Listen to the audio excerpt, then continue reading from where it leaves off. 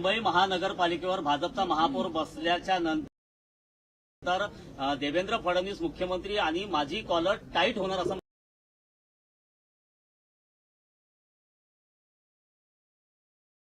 मंगलप्रभात लोढा म्हणाले. या विधानाकडे आपण बहुतेक टाईट होऊन बोलले असते, म्हणजे कॉलर टाईट होऊन बोलले असते.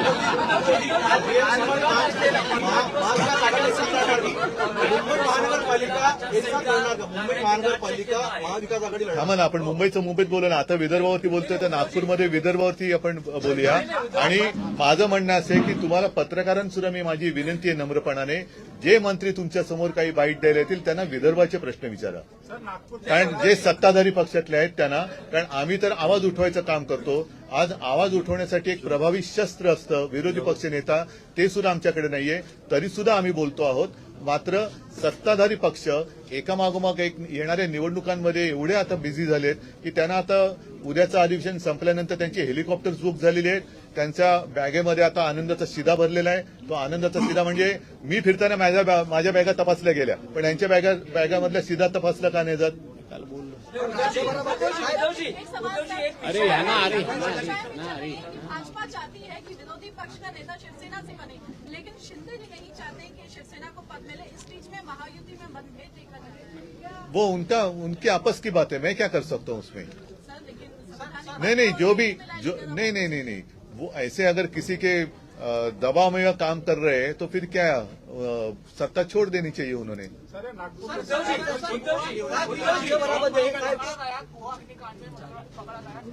गोवा अग्निकांड में अरुण पकड़ा गया, नाना पटोले कहा उनका संबंध बीजेपी के साथ है. नहीं पता नहीं, मुझे पूछना पड़ेगा.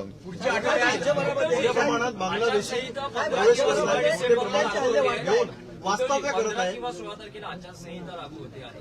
एक मिनिट तुमचं. एकत्रितपणे निवडणुका लढण्याच्या विचारात आहे किंवा तसा त्यांचा निर्णय होताना दिसतोय.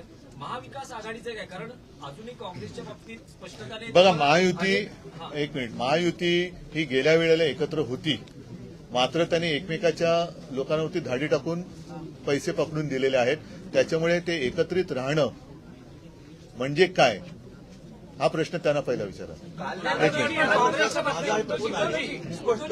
बांगलादेशी जे मोठ्या प्रमाणामध्ये बांगलादेशी लोक घुसपेटिया करून महाराष्ट्रात वास्तव्य करत आहे, मोठे प्रमाणपत्र तयार करून राहत आहे. कित्येक प्रमाणपत्र आढळले, विदर्भात सर्वात जास्त आढळले आहे. यावर काय कारवाई व्हावी, काय मागणी असणार?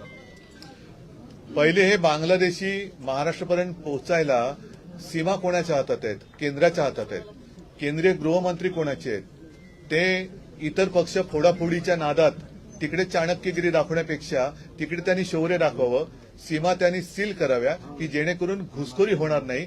आणि घुसखोरी एकदा थांबवल्यानंतर मग त्यांनी इतर पक्षांकडे लक्ष द्यावं. पण दुर्दैवाने असं झालं, मी मागेही बोललो तर तेच सांगतो, आज आपल्या देशाला पंतप्रधान नाहीयेत, आज आपल्या देशाला गृहमंत्री नाहीयेत, देशाला संरक्षण मंत्री नाहीयेत. हे सगळे मंत्री हे भारतीय जनता पक्षाचे मंत्री आहेत, देशाचे नाहीयेत.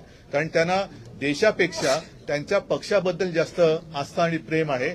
ते देशाचं रक्षण करण्यापेक्षा भारतीय जनता पक्ष आणि भारतीय जनता पक्षात येणाऱ्या भ्रष्टाचारांचं रक्षण करण्यात जास्त गुंतले. पुढच्या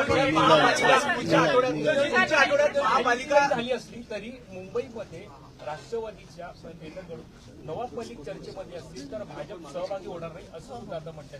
नवाब मलिक नाही ते मुख्यमंत्री ते 106 कोटीचं पण आपण काय.